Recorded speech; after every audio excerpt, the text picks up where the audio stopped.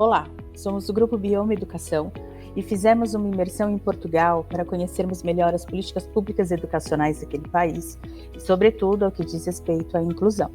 Hoje vamos promover um diálogo entre Marília e Rejane. Marília é diretora e coordenadora do Núcleo de Práticas Inclusivas da Escola Viva em São Paulo, e Rejane, que é uma das fundadoras do Colégio Apoio em Recife e também orientadora do atendimento educacional especializado. Recentemente, Rejane escreveu um artigo falando sobre essas leis, comparando a lei brasileira e a lei portuguesa. O modelo português, Rejane, de maneira em geral, ele é mais avançado do que o brasileiro, não é? Quais são os avanços que você consegue verificar na legislação portuguesa em relação à nossa lei? Oi, Fê. Obrigada por essa pergunta. Eu acho que nós quatro, junto com outros colegas, fomos privilegiados de termos podido fazer essa imersão e conhecer um pouco mais, não só das questões legais e teóricas que a gente já vem estudando sobre a educação inclusiva também em Portugal, mas a gente ter visitado escolas, Então foi muito oportuno o que nós pudemos aprender. Sobre esses avanços, o que me chamou muita atenção, que é algo que eu venho desejando demais que a gente tenha aqui no Brasil, Nós temos os marcos legislativos muito potentes aqui no Brasil, A gente tem uma LBI, uma das leis mais bem construídas do mundo, mas a gente sente falta de muitas e muitas definições. E aí, uma delas que eu percebi na lei portuguesa, no Decreto-Lei 54 de 2018, ele já traz, colocado de maneira muito explícita, que todas as opções metodológicas que vão alavancar o processo de inclusão nas escolas, elas se assentam no desenho universal para a aprendizagem e na abordagem multinível, coisas que a gente que vem estudando inclusão sabe que são bem atuais e muito necessárias para que todo educador se aprofunde no estudo dessas temáticas. Mas, além dessas questões, que eu acho que nossa colega aqui do diálogo, da conversa, Marília, falará melhor até, e vai ficar mais específico para ela, eu queria chamar a atenção para um ponto que, para mim, foi um avanço. O Decreto-Lei 54, ele traz bastante questões importantes, Ele estabelece o regime jurídico, lá em Portugal, da educação inclusiva, mas ele não fala de uma temática que eu sinto falta aqui no Brasil, que é a limitação de alunos por turma. E aí, Portugal, ao publicar o Decreto-Lei, os educadores portugueses sentiram de imediato essa pequena lacuna e aí promulgaram no mesmo ano um despacho normativo, o número 10 de 2018 também. Nesse despacho normativo, eles estabelecem o regime de constituição de grupos e turmas e aí colocam um limitador, que eu acho que nos falta. A gente aqui no Brasil tem escolas que, pela sua natureza mais humanista, inclusiva, escolas mais inovadoras, escolas construtivistas, como as nossas, são muito demandadas pelas famílias para vaga para alunos do público-alvo da educação especial. É claro que a gente recebe todos os alunos. Isso é dever de toda a escola. A inclusão é um compromisso que tem que ser de todo educador, Então, isso não tem discussão, é um direito inalienável e a gente não pode abrir mão disso. Mas a gente não pode acolher numa mesma turma um número de alunos tão diversos, que todos já são muito diversos, mas com demandas muito altas, para que a gente garanta uma qualidade nesse atendimento. Então, quando a gente fala nessa tensão que eu analiso no artigo, é exatamente essa. Eu não quero chamar de sobrecarga, porque eu quero deixar claro que não são os alunos que têm demandas para aprender ou do público-alvo da educação especial, pessoas com deficiência, com transtornos globais de desenvolvimento, com altas habilidades, não são esses que constituem peso nem o problema em si.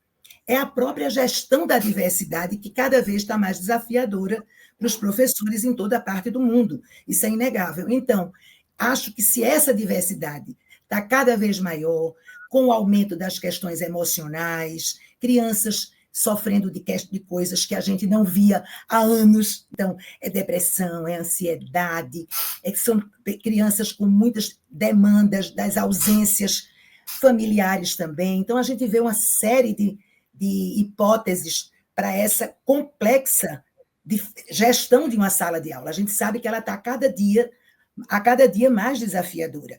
Por isso que precisamos ter alguma lei que dê uma organização a isso e que não diga todo e qualquer aluno que precise, com deficiência, eu estou falando, com a demanda altíssima, que vier para uma sala de aula, você não pode recusar a matrícula. Isso eu acho que os legisladores, na minha posição pessoal, precisam repensar, porque a gente precisa ter um equilíbrio dentro da sala de aula. Toda sala de aula é desafiadora, porque trata de gente, e desafio é coisa boa, nos faz crescer. Educador é acostumado a lidar com desafio, mas eles têm que ser justos, né? Eu acho que a justiça tem que ser para todos os lados. Eu defendo isso. Então, eu percebi que Portugal teve esse cuidado, né, de pensar também na condição do professor, na condição dos orientadores, e lá tem no despacho eles dizem que se houver 2 alunos desses do público-alvo que precisem de medidas mais intensas de apoio, de suporte, que estejam precisando de medidas adicionais, esses, tendo 2 numa sala, a sala só pode ter até 20, está lá claramente no despacho. E isso, óbvio que não é fácil implementar, mas a gente tem que pensar em algo parecido. Eu me lembro numa lei de autismo que eu li há algum tempo, ela nem está mais vigente, mas aqui em Pernambuco falavam em 5% do público-alvo por sala. Isso caiu, a gente não vê mais limitador nenhum nas nossas leis. Então, eu vi nisso um avanço para Portugal, como também é avanço aquilo que eu coloquei, deles já explicitarem que uma sala de aula inclusiva tem que romper com aquele formato, o mesmo para todos ao mesmo tempo. E isso a gente pôde ver nas escolas portuguesas, todas muito pautadas em metodologias ativas, em trabalho por roteiros personalizados, roteiros interdisciplinares, misturas de alunos de várias turmas, tutorias, e isso tudo já contemplado na lei. Então, para mim, foi muito bom ter visto isso, porque eu acredito nisso, estou procurando vivenciar isso enquanto educadora, enquanto orientadora, enquanto formadora. Então, foi um reforço para o que eu acredito, essa ida para Portugal e um privilégio de estar lá com vocês e com outros colegas. Marília, em relação à legislação, o que mais te chamou a atenção do que vimos em Portugal? Oi, Natália, obrigada pela pergunta, é super importante. Eu queria chamar a atenção para um aspecto que aqui no Brasil a gente nem ouve falar, não é algo que faz parte da nossa legislação, e quando se discute isso aqui no Brasil, está muito mais vinculado às organizações sociais, não é no âmbito da educação, que é a transição para a vida adulta. Então, lá em Portugal, a legislação prevê que toda a escola tenha que, quando o estudante chega na adolescência, a escola começa a trabalhar com eles, tem todo isso documentado, de um plano de transição para a vida adulta. O que é que, quando ele sair da escola, ele vai fazer? Ele vai trabalhar? Ele vai estudar? O que é que ele vai fazer? Né? Então, tudo isso é feito com uma equipe multidisciplinar de apoio à escola, que faz, então, essa transição junto com a família e todo mundo que, enfim, atende esse adolescente. Isso é algo que no Brasil até existe de uma forma muito incipiente, mas vinculado às organizações sociais. Então, isso seria muito importante que fizesse parte da nossa legislação. Não temos nada sobre isso, nada. Né? Então, o meu desejo é que a gente um dia possa também, assim como Portugal e tantos outros países, que não é só Portugal, Canadá, Estados Unidos, vários países têm já esse plano de transição para a vida adulta. Acho que essa é a questão que mais me chamou a atenção, assim, além de todas as questões importantes que a Regiane já mencionou. Quais são as maiores fragilidades em relação à nossa legislação? Bom, são muitas. Eu acho que eu chamaria atenção aqui para 5 fragilidades. Acho que a Regiane já mencionou algumas delas, mas eu só vou retomar, assim, para efeito de organização. Acho que uma que acho que a Regiane mencionou e é super importante é a questão do acesso, né? Que ela estava falando, essa questão de não ter nenhuma orientação, nenhuma diretriz, nada a respeito da quantidade de estudantes por turma. E isso é algo que a gente precisaria avançar. A gente tem no Brasil muitas salas de aula que, para a gente garantir o direito à educação de todas as crianças e adolescentes, a gente superlota algumas salas de aula. E isso não é uma condição favorável à prática inclusiva. É muito difícil da gente oferecer educação de qualidade para todos e todas, com classes superlotadas e com muitas diversidades para o professor dar conta. Por mais que ele saiba sobre desenho universal para aprendizagem, medidas de apoio, etc. e tal. Então, eu acho que é algo que é um desafio para o Brasil. Então, esse eu acho que é uma das fragilidades, né, da nossa legislação.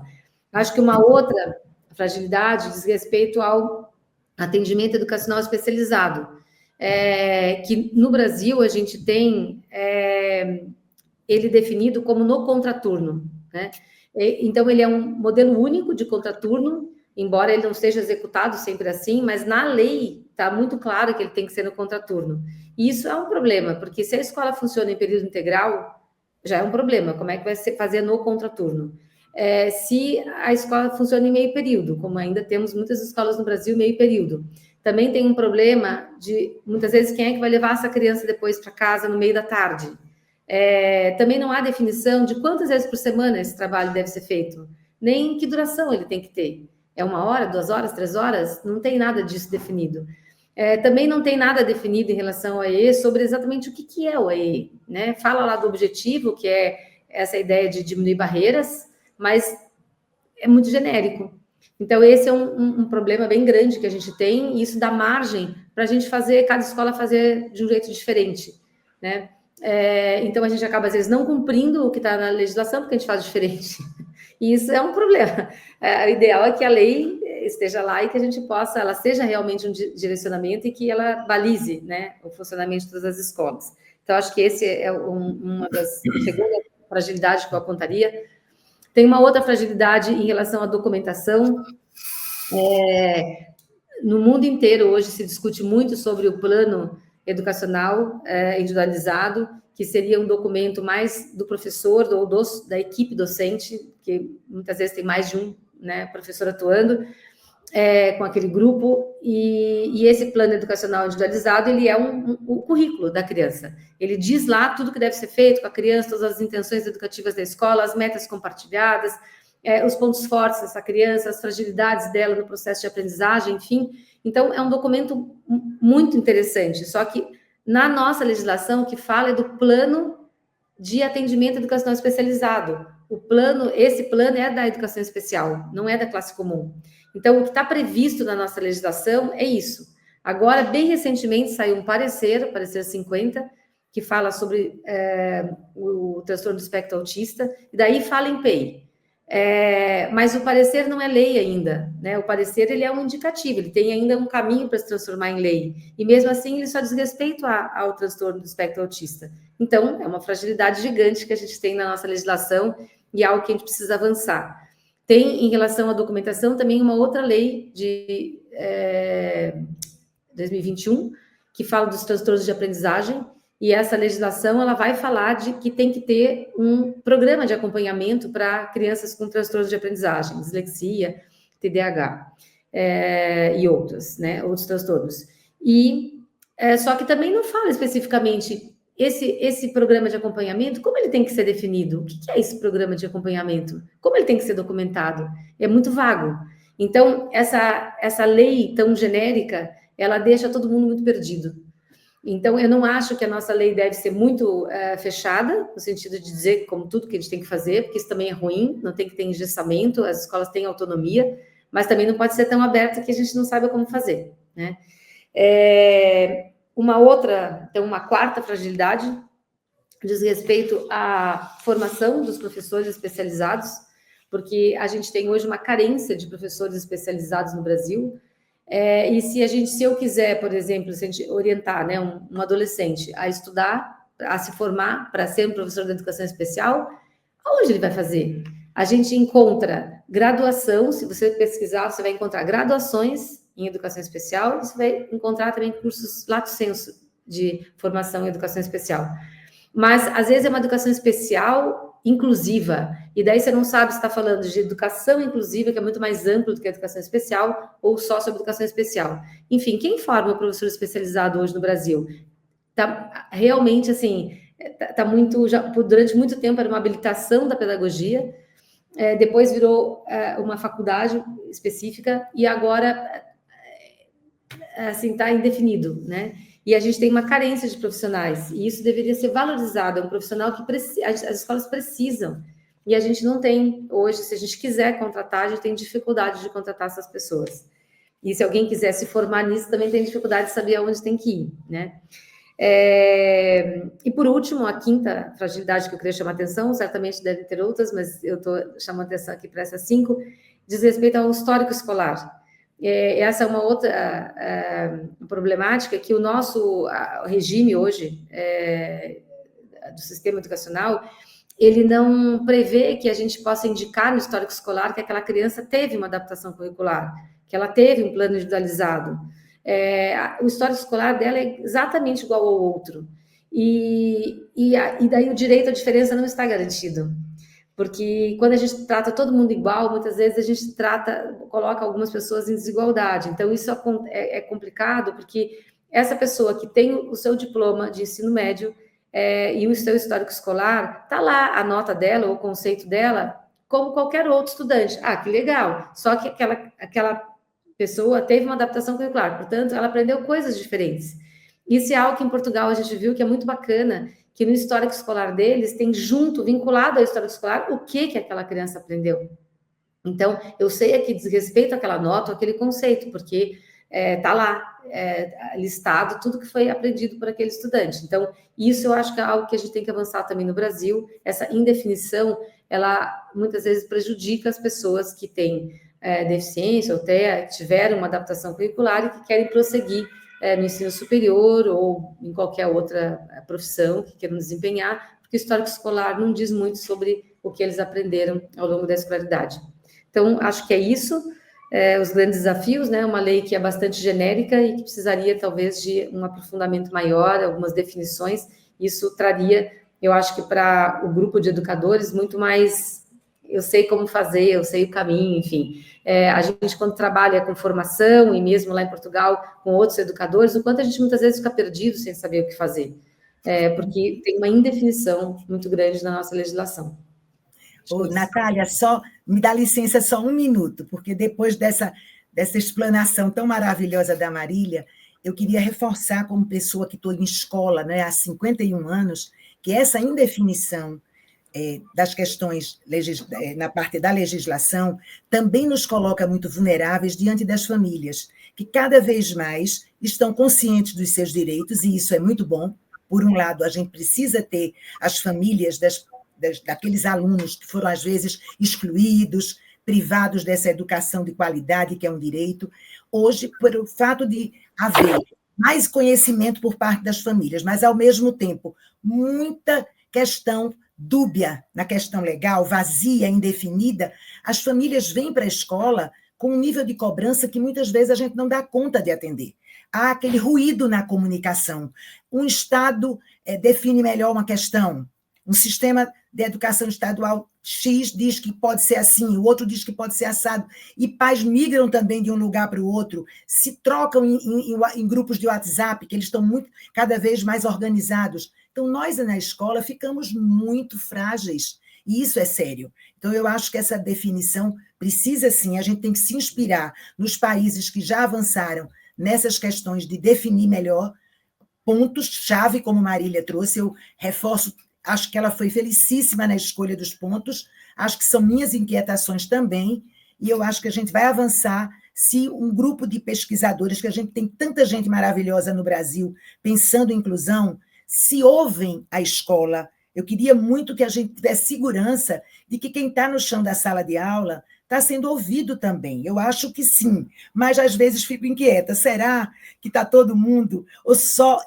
a escola privada nunca é ouvida? E me preocupa também isso. Escola privada é uma concessão do governo e tem que ser escutada também. Faz trabalho sério. Então, eu queria falar em nome da escola privada aqui e dizer: precisamos ser ouvidas, para que a gente também contribua, tá? Era um complementozinho que eu fiquei aqui assim louca para reforçar. Rejane, levando em consideração todas essas nossas fragilidades na lei, se você tivesse que elencar a mais essencial, assim, a mais urgente para ser normatizada, qual seria a sua escolha?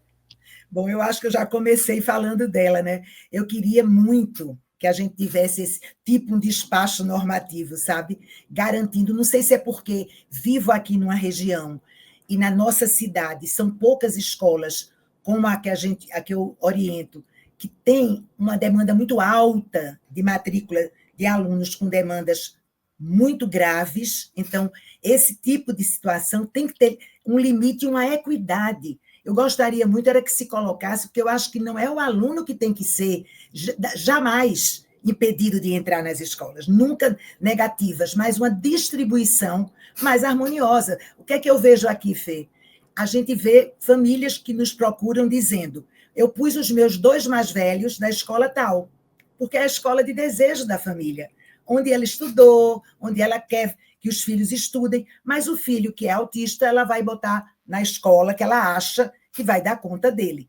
E aí, veja que desequilíbrio isso, não é? Quando todas as escolas deveriam receber todos. Então, isso é que eu acho que também os órgãos normativos, fiscalizadores, deveriam estar mais atentos, que família, quando procura uma escola, leva seus filhos como um todo, e não como se fosse uma escola especial, e a outra não. Então, isso eu acho que também deveria existir algo na legislação, sabe? Não dá para escolher determinadas escolas daquela cidade inteira, às vezes numa cidade inteira, 5 escolas, os pais migram todos. Por quê? Porque os neurologistas, os TOs, as fonos, os psiquiatras só indicam aquelas 5, e elas como vão ficar? Não vão ser mais as escolas da diversidade, que é propulsora do crescimento. A gente defende a heterogeneidade. Eu sempre entendi que toda sala é heterogênea, desde antes de estudar a inclusão. E essa heterogeneidade, ela é o que faz uma sala ser pulsante. Agora, ela não pode ser desarmoniosa. Então, esse, para mim, é uma grande questão. E para você, Marília, o que considera ser mais urgente? Acho que a gente já falou sobre isso, né? Assim como a Rejane, a gente só vou retomar, né, o que já foi dito. Talvez, assim, o que eu mais desejo, assim, em termos de urgência, são muitas as coisas, como eu já falei, né?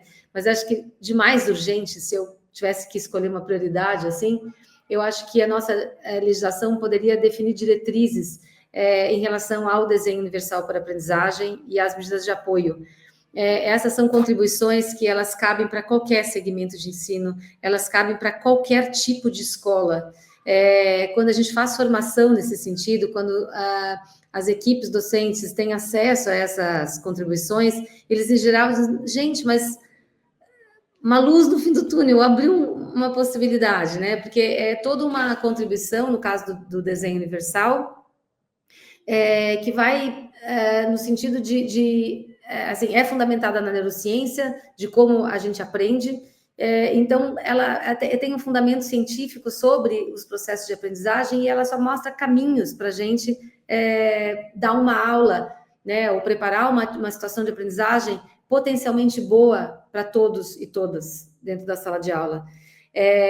E as medidas de apoio entrando também, como o próprio nome diz, como suportes, para que a gente, como andaimes, né, que a gente usa temporariamente para facilitar o acesso à informação, ao conhecimento, para facilitar a participação de estudantes, e essas 2 contribuições não dizem respeito apenas aos alunos público-alvo da educação especial, mas a todo e qualquer estudante.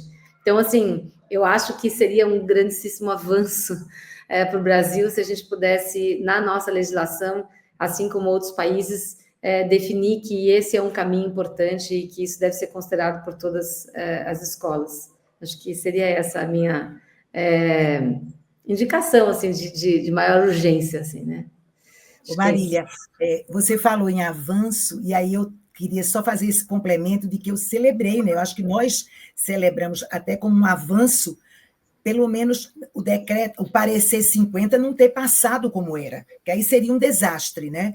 A gente sabe que essa busca de querer associar a saúde com a educação, a gente sabe que a gente não pode abrir mão dessa relação complementar. Saúde e educação têm que se dar as mãos, mas a gente não pode ter uma invasão dentro da escola de profissionais que não são da escola, que não são formados pela escola, atuando com os nossos alunos diretamente. Eu sei que há algumas escolas onde isso existe, né, os atendentes terapêuticos, mas eu tenho um pouco de preocupação sobre isso. Não é caso da gente falar agora, mas eu queria que a gente também pudesse assegurar uma autonomia bem definida, que eu acho que por enquanto ainda está, para que a gente não seja... Porque estamos sendo, por exemplo, aqui e acolá a gente recebe laudos de profissionais da saúde falando até de reprovação do aluno, aprovação, dizendo qual é o atendimento pedagógico que a gente deva fazer. E eu acho que isso não compete a esses profissionais, e que são sérios, muitos profissionais sérios, mas que estão equivocados, porque esse diálogo sobre até onde cada um vai nessa ação complementar em prol da inclusão também não está muito clara. Eu acho que a gente precisa desses profissionais, eles nos ajudam muitíssimo. Na minha trajetória, aprendi muito com esses profissionais da saúde, mas eu acho que está havendo pequenos equívocos mais recentes e que confundem as famílias também. Então, que bom que a gente possa delimitar melhor esses espaços, onde é a sua contribuição, com encaminhamentos, com diagnósticos, até com essas questões das medicações, que muitas vezes a escola tem um rebatimento no seu dia a dia do uso inadequado dessas medicações. Tudo isso precisa ser um pouco mais conversado, eu acho. Em relação a isso, Rejane, acho que existe uma interdependência e uma complementariedade entre saúde e educação, né? Nem os profissionais de saúde conseguem fazer o trabalho deles se não funcionar o trabalho na escola, e vice-versa. A escola precisa dos profissionais de saúde também. Então, agora, assim, na legislação, não acho que esse é um problema específico da legislação. Acho que o que não pode acontecer é a legislação, no caso, definir algo que seja que restrinja, né, a escola na sua autonomia, como você mesma falou. Né? Eu acho que era isso que o parecer 50, na versão inicial, estava querendo, né? Eu acho que ele colocava muito, por exemplo, a permissão de um tipo de terapia único, que você não pode dizer que a terapia ABA é a melhor ou a única, não é? Você não pode legislar isso, dizendo que é tal ou qual. Você tem que deixar isso a cargo de uma integração entre escola e especialistas. Podemos optar por ABA, sim, mas podemos optar por um outro tipo de intervenção. Isso não pode estar legislado como sendo o caminho. Esse é um caminho. E eu acho que a escola tem que ter esse espaço de negociação, de articulação em prol do aluno. Obrigada, Marília. Obrigada, Rejane. Chegamos ao final do nosso diálogo. Quero expressar minha profunda gratidão a todos que participaram dessa discussão tão rica e necessária. A troca de ideias, de perspectivas do Brasil e de Portugal nos mostrou que, embora cada país tem seus desafios específicos, compartilhamos de um mesmo objetivo, que é garantir a educação inclusiva, que a educação inclusiva não seja apenas um direito assegurado por lei, mas uma prática sensível e de qualidade às necessidades de todos os alunos. É isso mesmo. Que bom, gente. Obrigada, Natália. Obrigada, queridas. Obrigada, Fê. Obrigada.